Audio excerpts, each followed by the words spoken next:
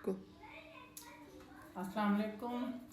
आज मैं और वैस हम बैठे हुए थे एंजाइटी पे। आज वैस ने काफ़ी कुछ है कि मेरी सही तरीके से समझाने के लिए, लेकिन आज जिस तरह से वैस ने मुझे एंजाइटी के बारे में समझाया तो ये सारी बातें सुन के समझ के तो मुझे लग रहा है कि हर दूसरा बंदा एंजाइटी का शिकार है।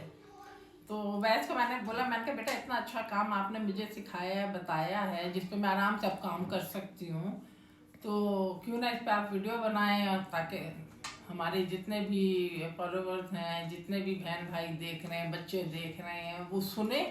और जैसे मैंने अपने आप को देखा और उसके अंदर मैंने अपने आप को तोला, तो मुहासबा होता है, बेसिकली सेल्फ रिफ्लेक्शन बोलते हैं। हाँ। मैंने कुछ भी नहीं बताया, अपने टीचर्स, अपने मोहसिन, अपने मेंटर्स और बहुत अच्छे लोगों की सोहबत की वजह से, बैठक की वजह से कुछ चीज़ें थी जो मुझे समझ आने लग गई। जब मैंने उसमें से अपने आप को गुजारा तो मुझे समझ आया कि ये प्रॉब्लम तो मेरे अंदर है।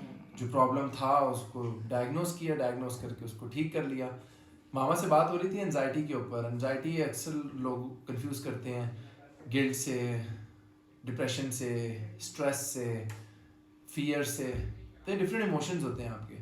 एनजाइटी बेसिकली बेचैनी का मतलब है। ये जो आपके जिस्म के अंदर एक बेचैनी सी होती है, इसको हम इंग्लिश में एनजाइटी कहते हैं। मैं 4 फेजेस में समझाऊंगा, पहले डिफाइन करूंगा, फिर एक्सप्लेन करूंगा, फिर सिम्टम्स बताऊंगा, फिजिकल भी होते हैं, मेंटल भी होते हैं, और उसके बाद सोल्यूशन भी बताऊंगा इंशाल्लाह। तो इस वीडियो को अंत तक जरूर देखिएगा। जैसे अपनी प्यारी अम्मी जान को मैंने समझाने की कोशिश की, इस तरह तमाम वालिदैन को समझाने की कोशिश करूंगा, बिकॉज एनजाइटी बहुत बढ़ चुकी है। WHO की रिसर्च है कि हर 5वां बंदा जहनी मरीज है। बिल्कुल।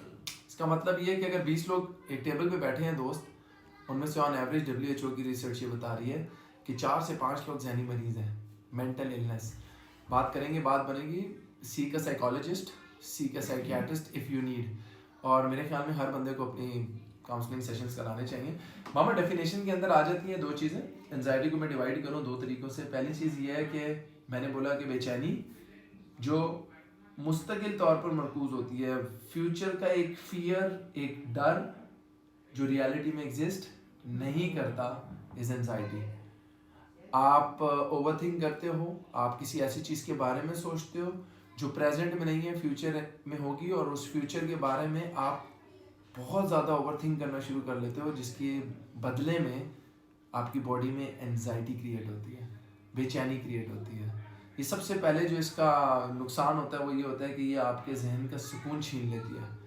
दूसरा जो इसका नुकसान होता है वो ये होता है कि आप अपने काबू में नहीं रहते। इंसान अपने नफ्स को कंट्रोल में रखता है ना, इंसान अपनी इमोशंस और फीलिंग्स को कंट्रोल में रखता है। एंजाइटी के पेशेंट के इमोशंस आउट ऑफ कंट्रोल हो जाते हैं, एंड ही इज और she is out of control. ऐसी बेलगाम घोड़ा, ऐसी गाड़ी बन जाती है जिसकी ब्रेकें नहीं है। सो मैंने जैसे आप लोगों को बताया कि आपकी फियर है, fear of future, which has no connection in reality whatsoever.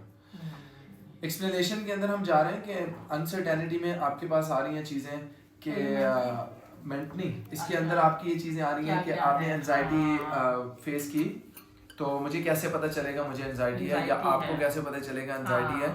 इसमें एक्सप्लेन मैं करने के लिए जा रहा हूँ सिम्टम्स के ऊपर, कि सिम्टम्स में आपने अभी डिफाइन ये करना है कि पहले हम मेंटल सिम्टम्स की बात कर लेते हैं, क्योंकि मेंटल सिम्टम्स बहुत ज़रूरी है डिस्कस करना। सबसे पहला ये है कि आपके माइंड में थॉट्स आएंगी, और वो जो थॉट्स आ रही होंगी वो स्पेसिफिक होंगी। बार बार एक थॉट आ रही है, बार बार एक थॉट आ रही है। दिमाग का काम क्या है? थॉट। मैं अक्सर अपनी वीडियोस में बोलता हूँ कि it's a monkey mind, jumps लगा रहा होता है बंदर की तरह, अभी इधर है, कल उधर है, उधर है। मतलब मैं अभी बैठे बैठे फ़ौरन से आलम बरज़ख में चला जाता हूँ, और सोचो में मैं फिर आलम अरवा में चला जाता हूँ। मैं सोचो में चला जाता हूँ जब मैं 2 क्लास का था, फिर मैं इतनी पावर रखता हूँ कि मैं फ़ौरन से फ्यूचर में चला जाता हूँ। तो ये बंदर की मानंद है, छलांगे लगाता रहता है। कभी मैं ऑफिस की सोच, फिर ऑफिस से एकदम शिफ्ट कर लेता हूँ। थॉट्स रिपीट होना इलामत है मेंटल कि आपका एंजाइटी है। दूसरा सबसे इम्पोर्टेंट, एक चीज़ होती है पॉजिटिव, एक चीज़ होती है नेगेटिव, एक चीज़ होती है मुस्बत, एक होता है मनफी। जो बंदा एंजाइटी के शिकार होता है वो हमेशा मनफी साइड को देखता है, नेगेटिव साइड को देखता है, वो कभी भी पॉजिटिव नहीं सोच सकता। डर खौफ की वजह से वो एक ऐसी अनसर्टेनिटी में होता है कि जब भी कोई बात करो तो वो नेगेटिव ही सोचेगा कि नहीं ऐसा नहीं हो सकता, मैं निकल नहीं सकता, मैं पास नहीं कर सकता। एग्जाम्पल देता हूँ, मेरा इंटरव्यू है, नहीं क्लियर नहीं होगा, मेरा पेपर है, मैं पास नहीं होऊंगा, मेरे बेटी की शादी नहीं हो रही तो उसके लिए कोई रिश्ता ही नहीं आएगा, मैं मर जाऊंगी, फ्यूचर का खौफ है ना, मर जाऊंगा, सांस घुट रही है। तो ये एंजाइटी के पेशेंट हमेशा नेगेटिव सोचते हैं, ये पॉजिटिव नहीं सोच सकते। ये तज्जिया जो कर रहे होते हैं, ओवर प्रोसेस कर रहे होते हैं, ये अपने जहन पे सवार कर लेते हैं और हमेशा एक्सट्रीमिस्ट बन जाते हैं, ये एक्सट्रीम साइड पे चले जाते हैं। इनके लिए कोई अतदाल पसंदी या मैनर रवि या बीच का रास्ता नहीं है, दे आर ऑलवेज एक्सट्रीमिस्ट। इनको ब्रेन फॉग हो जाता है। ब्रेन फॉग, आप लोगों को अल्लाह बचा के रखे, ब्रेन फॉग एक ऐसी अनसर्टेन सिचुएशन होती है जहाँ आपका जहन माऊफ हो जाता है, मफलूज हो जाता है, जहनी फॉलेज हो जाता है आपको, जहाँ आप ब्लैंक हो जाते हो। पैनिक अटैक्स के अंदर जिन लोगों को पैनिक अटैक्स होते हैं उनको पता है ब्रेन फॉग कितनी बड़ा अजाब है। अल्लाह ताला हम सबको अपनी हिफ्ज़ मान रखे। और जो आपकी इमोशंस हैं उनके ऊपर आप अपना कंट्रोल लूज़ करना शुरू हो जाते हो और समहाउ आपकी जो फीलिंग्स हैं, जैसे बोलने की, सुनने की, देखने की, सूंघने की, महसूस करने की, जायका टच करने की, आप इनको कहीं ना कहीं लूज़ करना शुरू हो जाते हो। सो आपका जब इमोशनल कंट्रोल लूज़ होता है तो ऑब्वियसली फिर आपकी सेंसेस के ऊपर आपका काबू ख़त्म होना शुरू हो जाता है। एंड समहाउ एक बेलगाम घोड़े की तरह आप इधर उधर भाग रहे होते हो, ना आपका दिल लगता है घर में ना काम में, और आप you are just went off track. अब जो फिजिकल सिम्टम्स आ रहे हैं वो भी मैं बता देता हूँ कि कौन कौन से फिजिकल सिम्टम्स हैं जो एंजाइटी के पेशेंट्स को आते हैं। जिसमें सबसे पहला है जी सांस का अटक के आना। छोटे छोटे एपिसोड्स में हम सांस लेते हैं, फिर उसके बाद एक लंबा सांस लेने की होती है। तो जो एंजाइटी के पेशेंट्स हैं वो बात करते करते लंबी लंबी सांस लेंगे। जैसे मैं अम्मा से बात कर रहा हूँ तो अभी ये बात करते करते मैंने बीच में अगर लंबा सांस लिया ना, समझ आ रही है आपको मामा मुझे मैं आपको समझाने की, तो दैट मीन्स कि मेरे वो छोटे एपिसोड में सांस आ रही है, इट्स अ फिजिकल इंडिकेशन। दूसरा, छाती के ऊपर एक प्रेशर सा महसूस होता है, हर वक्त आपको फील होता है कि कोई बोझ है, घुटन सी फील होती है, ऐसे जैसे किसी ने पाँव रखा हुआ है, आपका ये फिजिकल सिम्टम है। तीसरा, आपकी हार्ट बीट बहुत फ्लक्चुएट कर रही होती है। आपको पैनिक अटैक्स आने की भी ये सिम्टम है, हाथ पाँव ठंडे हो जाते हैं, हार्ट बीट तेज़ हो जाती है। सो फास्ट हार्ट बीट, जो आपको लगता है शायद मैं बीमार हो गया हूँ, शायद मुझे कोई बीमारी हो गई है, शायद मैं मर जाऊँगा, शायद कैंसर है, शायद गिल्टी है, ये सारी चीज़ें एंजाइटी की वजह से हो रही हैं। आपके कंधे, ख़ास तौर पे आपकी गर्दन, नॉट्स बन जाते हैं, आपके कंधे खिंच जाते हैं, आपकी गर्दन की मूवमेंट, सुबह उठ के जब आपका पूरे जिस्म का खिंचाव, तनाव, आपके जोड़ों और पट्टों में तनाव और दर्द, ये एंजाइटी की वजह से होता है। And you are physically damaged. आपका कॉर्टिसोल लेवल जो एक हार्मोन है वो बहुत हाई चला जाता है और स्ट्रेस आपकी बॉडी को हाईजैक कर लेता है, तो जकड़ा हुआ होता है आपको। और ये जो बॉडी की शिवरिंग है ये बहुत ज़्यादा आम हो जाती है। आप कपा रहे होते हो, आपके हाथ कांप रहे होते हैं, आपकी टांगें कांप रही होती हैं, आपकी सांस रुक रही होती है, आपकी धड़कन तेज़ हो रही होती है। ये सारी फिजिकल सिम्टम्स हैं जो मैं बता रहा हूँ। और सबसे इम्पॉर्टेंट सिम्टम जो डायग्नोज आराम से हम करते हैं वो है कॉन्स्टिपेशन, गैस, गट का लूज हो जाना, गट का ख़राब हो जाना, पेट में दर्द होना, पेट फूल जाना, एसिड का रिफ्लक्स करना, और मैदे से रिलेटेड सारे प्रॉब्लम्स जो हैं वो ट्रिगर हो जाते हैं।